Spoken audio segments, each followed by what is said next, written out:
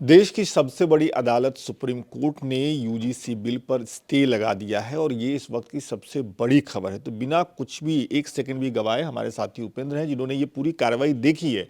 Supreme court में जो सुनवाई हुई है, उपेंद्र, क्या कहा है कोर्ट ने? सुप्रीम कोर्ट ने ये कहा है कि जो ये नियम है, जो यूजीसी का नया नियम आया है, इसमें जो भाषा है वो स्पष्ट है। उन्होंने ये भी कहा कि हम ये नहीं कह रहे हैं कि पूरी तरह के तरीके से गलत है, लेकिन आप इसको और समावेशी बनाइए, और जाति के साफ आधार पे। करिए, हाँ, भाषा को थोड़ा साफ क्लियर करिए। करिए। जिसमें उन्होंने एक उदाहरण भी दिया कि आप जाति के आधार पे तो यहाँ कर दिए, लेकिन उत्तर और दक्षिण के भारत का कोई स्टूडेंट अगर उत्तर में आता है तो उसके साथ भी तो डिस्क्रिमिनेशन, क्योंकि वो अपनी अपनी एक संस्कृति लेके आता है। जब आप उत्तर भारत के लोग अगर उसकी संस्कृति के अनुसार नहीं ढलते हैं तो उस अनुसार उनके साथ डिस्क्रिमिनेशन होता है। तो उसमें ये प्रावधानों में इसमें समावेशी होना चाहिए।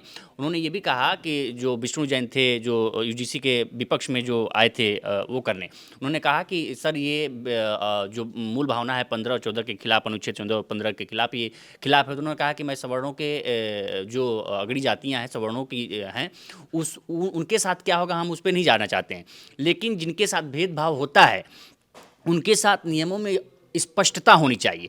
अभी ये स्पष्ट है। उन्होंने केंद्र सरकार को नोटिस दिया है और उन्होंने कहा है कि आप इस पे जवाब दीजिए। मतलब और आप ये कह रहे हैं, मैं एक बार क्लियर कर दूं जो आप कह रहे हैं, आप ये कह रहे हैं कि पहली सुनवाई जो सुप्रीम कोर्ट में हुई है उसमें जो चीफ जस्टिस की बेंच थी उन्होंने स्टे इस आधार पे लगाया है कि यूजीसी का जो बिल है वो साफ नहीं है, क्लियर नहीं है। उन्होंने ये भी कहा है कि विशेषज्ञ इसकी भाषा साफ करे।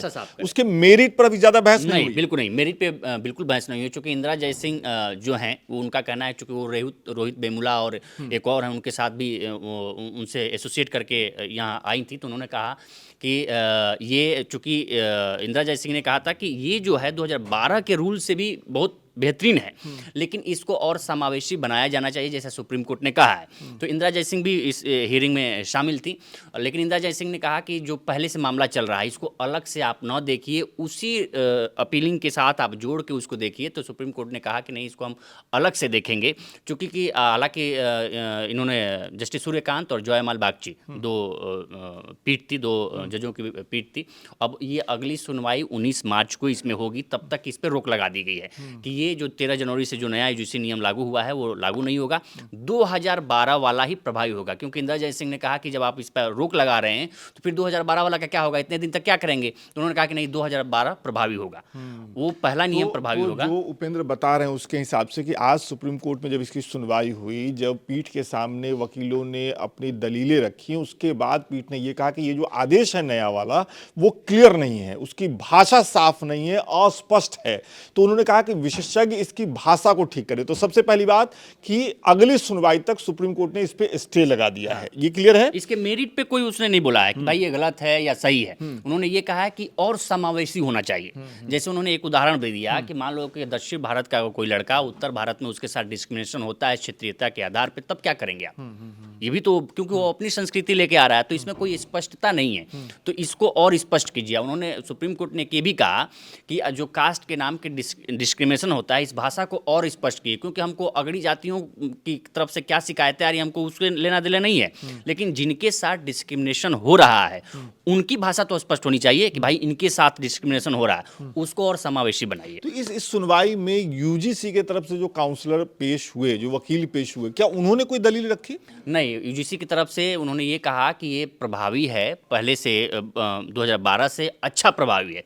तो ही सुप्रीम कोर्ट ने कहा कि नहीं, इस पे और हमें इसके गलत इस्तेमाल की संभावना है, इसका गलत इस्तेमाल हो सकता है, इसको और क्लियर करिए। और हम इस पे एक केंद्र सरकार को नोटिस जारी किया कि जो समाज से जुड़े लोग हैं दोनों पक्षों के साइड से, जो इस चीज़ को बहुत गहरे से जानते हैं, क्योंकि हम आज़ादी के 75 साल भी अगर हम एक इसको डिकोड नहीं कर पाए तो हमारा एक तरह से फेलवर भी है कि आज भी हम जातियों में बांट बांट के अलग अलग तरीके से हम रह रहे हैं। तो इसको जो सामाजिक रूप से देखने वाले लोग हैं, ताकि इंस्टीट्यूशन जो भी हैं चाहे उनमें समानता, एक समावेशी छात्रों के बीच अपने सामंजस्य स्थापित रहे, इसको लेके विद्वानों की राय लीजिए और वो एक भाषा को स्पष्ट करिए आप। ठीक है, तो कुल मिलाकर के अभी जो पहली सुनवाई है हुई है, जो माफ करेगा, उससे जो बातें निकली है, एक कि अगले सुनवाई तक सुप्रीम कोर्ट ने इस पे नए आदेश पर स्टे लगा दिया है। सुप्रीम कोर्ट ने कहा है कि विशेषज्ञों की एक टीम इसकी भाषा को और साफ करे, जैसा उपेंद्र बता रहे हैं, कि और समावेशी बनाए, इसमें त्रुटियां हैं। तीसरी बात जो सुप्रीम कोर्ट ने कही है कि इसका गलत इस्तेमाल भी हो सकता है।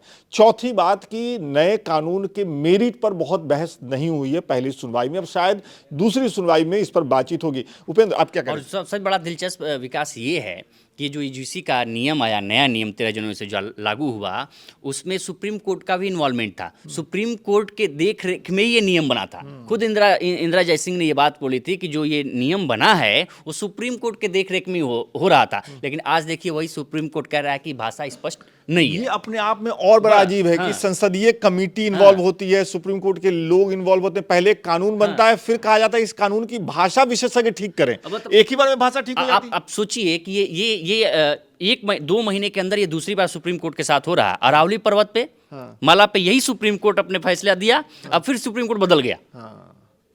तो ये कुल मिलाकर के स्थिति है। इसके आगे एक लास्ट सवाल मेरा ये है कि अब अगली सुनवाई जब होगी तो सारी नजरें सरकार पर टिकी होंगी। हाँ, बिल्कुल। इस मामले पर केंद्र की नरेंद्र मोदी सरकार एक तबके के द्वारा बुरी तरीके से घिरी है। हमने वो वीडियोज भी देखे हैं जिसमें देश के प्रधानमंत्री नरेंद्र मोदी को जूते मारे जा रहे हैं, चप्पल मारे जा रहे हैं, उनके कब्र खोदने जैसे नारे लगे हैं और उग्र प्रदर्शन, मतलब शांतिपूर्ण लेकिन उग्र स्वभाव का प्रदर्शन भी हमने देखा है। तो अब सबकी नजरें इस बात पर टिकी होगी कि अगली सुनवाई से पहले सरकार को जो नोटिस मिला है उसमें वो क्या जवाब देते हैं, क्या लगता है? देखिए बहुत दिलचस्प है। दरअसल एक थोड़ा पॉलिटिकल यहाँ हो जाते हैं। हम लोग कोर्ट से बाहर थोड़ा सा राजनीतिक बात कर रहे हैं। थोड़ा सा पॉलिटिकल हो जाते हैं, क्योंकि ये कहा जाता है एक तरीके से कि जब सरकार फंसती है तो कोर्ट का सहारा लेती है, ये कहा जाता है, एक एलिगेशन लगता रहता है। तो हमें लगता है कि अब जो नया तरीके से जब डिफेंड करने केंद्र सरकार आएगी तो वो इसके पीछे क्या दलील देती है, ये बड़ा इंपॉर्टेंट होगा। क्यों कि अब ऐसे मौके पे सरकार दोधारी तलवार पे फंसी हुई है। अगर इधर जाएगी तो भी कटेगी, इधर जाएगी तो भी कटेगी।